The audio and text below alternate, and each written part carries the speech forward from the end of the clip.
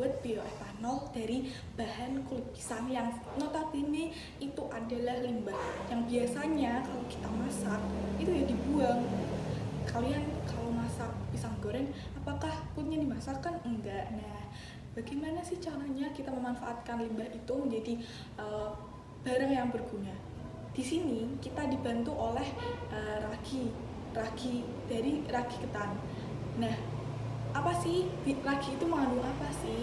Sebenarnya ragi ketan itu terdiri dari beberapa jamur, tidak hanya Saccharomyces cerevisiae. Tapi di sini saya tegaskan, saya ingin garis bawahi bahwa ragi ketan juga dibantu dengan Saccharomyces cerevisiae.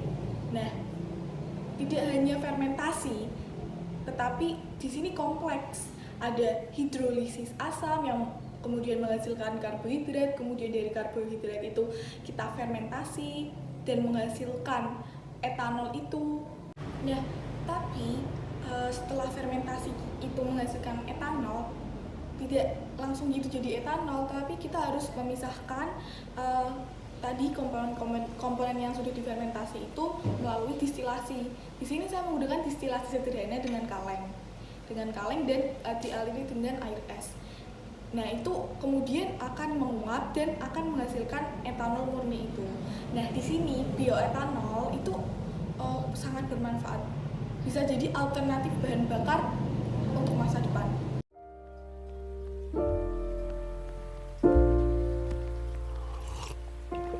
If you find the one, you should never give her up. I think it's the way life changes when in love, yeah. I surround my soul with the positivity. That's why I don't worry about the things that I don't see, yeah. These days I don't worry about much. I think we should have some more fun. I still dream about the days when we were young. I'll take a hit and still finish in one, yeah, yeah. Nah, ini dia alat dan bahan untuk membuat bioetanol dari kulit pisang. Yuk, langsung aja ke cara pembuatannya. Nah, yang pertama, kita potong kecil-kecil terlebih dahulu kulit pisang supaya lebih mudah dihancurkan atau di blender.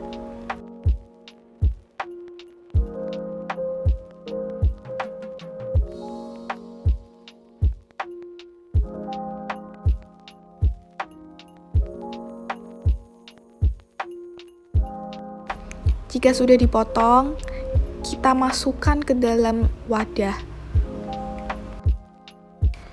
Nah, sekarang letakkan semua kulit pisang yang telah dipotong tadi ke dalam blender.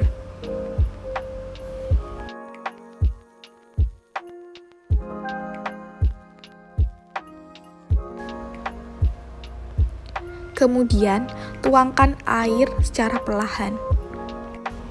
Oh iya, untuk jumlah air, kita tidak ada takaran khusus, jadi kita kira-kira saja. Kemudian kita nyalakan blender dan blender hingga halus.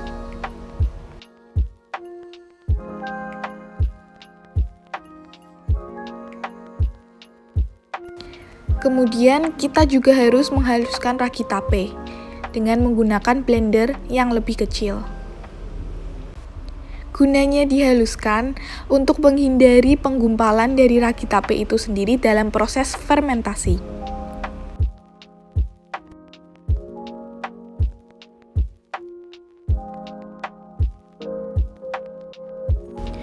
Oke, kita sudah memasuki tahapan fermentasi. Kita tuangkan cairan dari kulit pisang tadi yang telah di blender. Lalu masukkan juga bubuk ragi tape, kemudian kocok-kocok hingga tercampur rata. Oh iya, wadah yang digunakan harus kedap udara dan benar-benar tertutup ya. Kita menunggu fermentasi ini selama 4-6 hari. Nah, kita sudah masuk nih ke tahapan distilasi. Di sini cairan yang sudah difermentasi selama 4-6 hari harus disaring ya.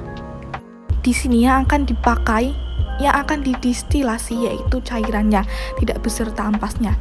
Tapi tenang saja, ampasnya yang tidak terpakai bisa kita gunakan sebagai pupuk atau pakan ternak.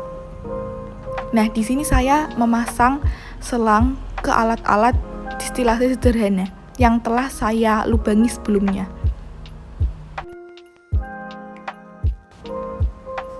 Kalau sudah, kita masukkan es batu.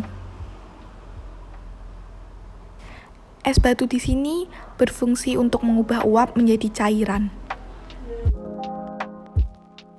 Nah, tidak lupa masukkan atau tambahkan air ke dalam es batu tersebut. Jika sudah, kita nyalakan kompor dan kita mulai tahapan distilasi ini. Nah, melalui tahap pemanasan ini akan dihasilkan uap yang akan mengalir melewati air dingin dan menghasilkan cairan, yaitu bioetanol. Hasil pembuatan dari bioetanol memang hasilnya tidak banyak, hanya segini saja. Nah, akhirnya jadilah cairan bioetanol yang siap untuk menjadi alternatif bahan bakar di masa depan. Memang hasilnya hanya sedikit ya.